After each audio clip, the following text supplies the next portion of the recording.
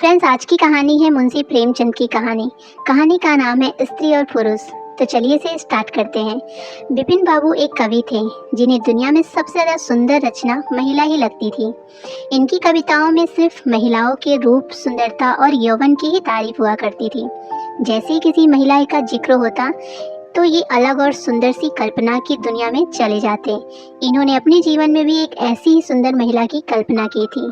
बिपिन बाबू के मन में था कि उनकी पत्नी फूल सी कोमल, सूरज जैसी चमक, कोयल सी आवाज़ और सुबह की लाली से सुशोभित हो। अब बिपिन बाबू के कॉलेज की परीक्षा भी खत्म हो गई थी। बिपिन के लिए कई सारे रिश्ते आ रहे थे। एक दिन बिपिन के मामा ने उनकी शादी भी तय कर दी। बिपिन का मन लड़की को देखने का था। उसे देखना था कि जैसी पत्नी की वो कल्पना करता है वो वैसी है या नहीं। बिपिन के मामा से अपनी होने वाली पत्नी को देखने का निवेदन दिया, लेकिन मामा ने उसे कहा कि वो बहुत सुंदर है। उन्होंने उसे खुद देखा है। मामा की बातों पर भरोसा करके बिपिन शादी के लिए हाँ कर देता है। शादी का दिन भी आ गया। मंडप के पास बैठा बिपिन अपनी पत्नी को देखने के लिए उतावला था। होने वाली पत्नी को उसने गहनों से सजा हुआ देखा। चेहरे पर घूंघट, हाथों और पैरों की सुंदर उंगलियां देखकर उसके मन को थोड़ी सी राहत मिली। दूसरे दिन विदाई के बाद जैसे ही डोली बिपिन के घर पहुंची तो वो तुरंत अपनी पत्नी को देखने के लिए दौड़ा। तब उसकी पत्नी पालकी से बाहर घूंघट उठाकर देख रही थी। जैसे ही बिपिन की निगाहें उस पे पड़ी उसे बहुत दुख हुआ। बिपिन ने जैसी पत्नी के सपने देखे थे वो बिल्कुल भी वैसी नहीं थी। चौड़ा सा मुंह, चपटी सी नाक, फूले से गाल बिपिन को बिल्कुल पसंद नहीं आए। रंग भले ही उजला था, लेकिन उसके अलावा बिपिन के सपनों की दुल्हन से वो एकदम अलग थी। बिपिन की सारी खुशी गुम हो गई।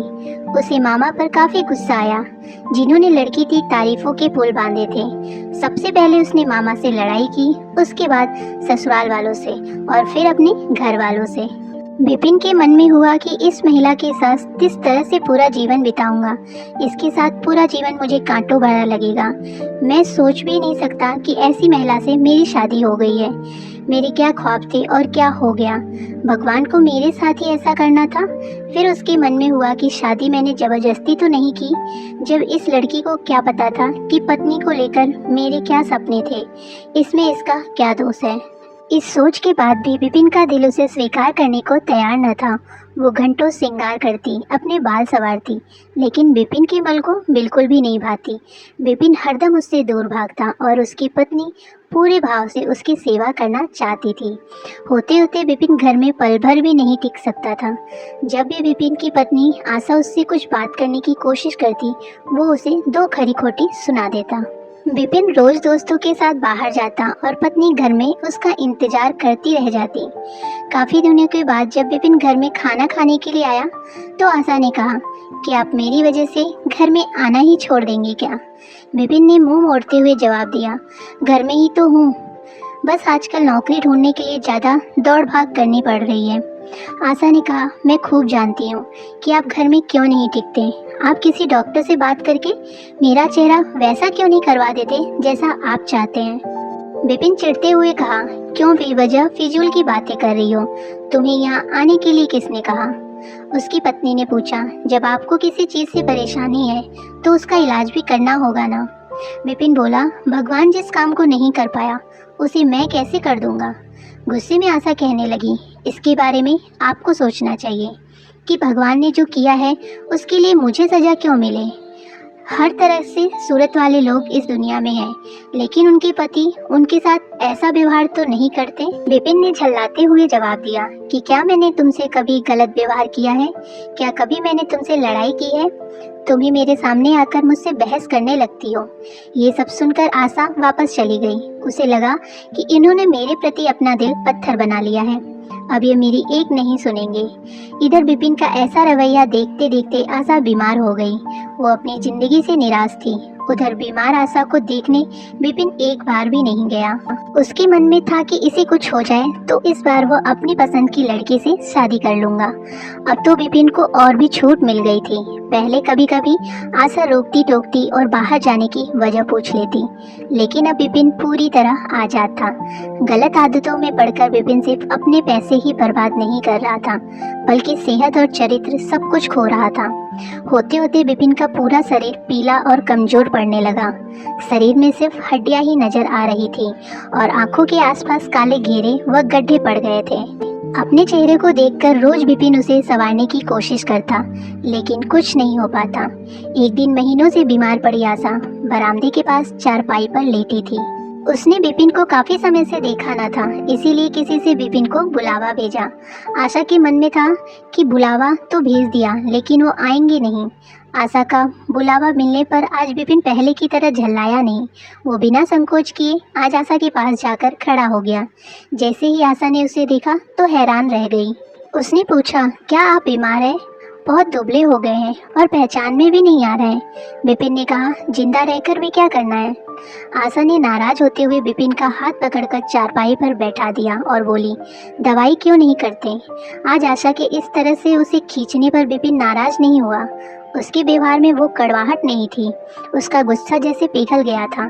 चारपाई में बैठते ही विपिन ने जवाब दिया, अब दवाई से मेरा कुछ नहीं होगा, मौत ही मुझे अपने साथ लेकर जाएगी। मैं ऐसा तुम्हें दुख देने के लिए नहीं कह रहा हूँ। मैं भयंकर रोग से ग्रस्त हूँ और अब मैं बच नहीं सकता। इतना कहते ही विपिन चारपाई पर बेहोश होकर गिर गया। उसका पूरा शरीर कांपने लगा और पसीना पसीना हो गया। विपिन की ये हालत देखकर महीनों से बीमार पड़ी आशा झट से बिस्तर से खड़ी हो गई। वो पानी लाकर विपिन के चेहरे पर मारने लगी, लेकिन उसे होश नहीं आया। शाम तक विपिन का मुंह टेढ़ा हो गया और वह शरीर में कोई हरकत न थी। यह लकवा था जिसकी चपेट में विपिन आ गया था। इस रोग में बीमार आशा ने विपिन की खूब सेवा की।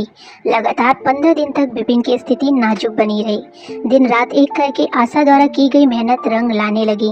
विपिन की हालत कुछ संभली, लेकिन अभी भी आशा अपनी गोद में सुलाकर ही विपिन की दवाई पिलाती, खाना खिलाती थी। इन सब में वो अपनी तबीयत को जैसे भूल ही गई थी।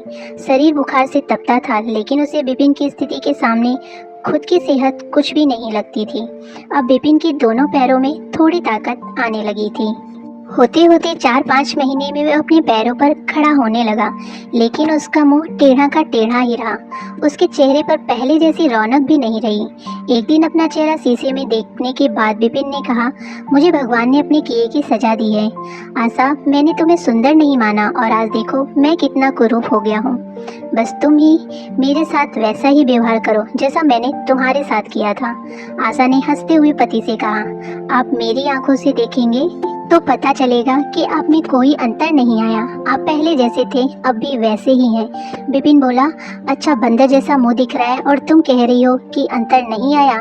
तुम्हें मालूम है ना, भगवान ने मुझे मेरी करने की सजा दी है। सबने खूब जतन किए, लेकिन विपिन का मुंह सीधा नहीं हो पाया। पति के पैर पर खड़े की कुछ समय बाद ही आशा ने घर में पूजा रखी, क्योंकि उसने भगवान से विपिन के लिए मन्नत मांगी थी। पूरे मोहल्ले के लोग विपिन के घर में जमा थे। भजन संगीत चल रहा था। तभी आशा की एक दोस्त ने उससे पूछा, अब तो तुझे अपने पति का चेहरा देखने की इच्छा ही नहीं होती होगी, कैसा टेढ़ा हो गया है मुंह। गंभीर आवाज में आशा बोली, मुझे तो कुछ भी फर्क नजर नहीं आता।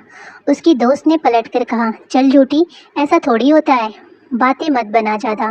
फिर आशा कहने लगी, सच कह रही हूँ, मुझे उनकी आत्मा मिली है जो उनके रूप से बढ़कर है और मैं हमेशा उनकी आत्मा को ही देखती हूँ। विपिन कमरे में दोस्तों के साथ बैठा था। तभी उसके एक दोस्त ने बरामदे की तरफ खुलने वाली खिड़की को खोल दी। उसने विपिन से पूछा, आज तो यहाँ कई खूबसूरत लड़की हैं, बता तुझे कौन सी अच्छी लग रही है। विपिन ने कहा, खिड़की बंद कर दो, और जहाँ तक रही पसंद की बात, तो मुझे तो वही पसंद है जिसके हाथ में फूल की थाली है। दोस्त ने पूछा, तेरे चेहरे के साथ पसंद भी खराब हो गई है क्या? मुझे तो वो दूसरों से कम खूबसूरत लगती है। विपिन ने बोला, मैं उसकी आत्मा को देख रहा हूँ, वो हर किसी की सूरत से ज़्यादा सुंदर है। तब उसने पूछा, अच्छा यही तुम्हारी पत्नी है क्या? विपिन ने कहा, हाँ बिल्कुल, यही वो देवी तुल्य महिमा है। तो फ्रेंड्स, इस कहानी से हमें यही सीख मिलती है कि व्यक्ति की बाहरी सुंदरता नहीं बल्कि मन की सुंदरता देखनी चाहिए। बाहरी सुंदरता कभी भी फीकी पड़ सकती है, लेकिन जिसका मन सुंदर है वो व्यक्ति हमेशा ही सुंदर रहता है।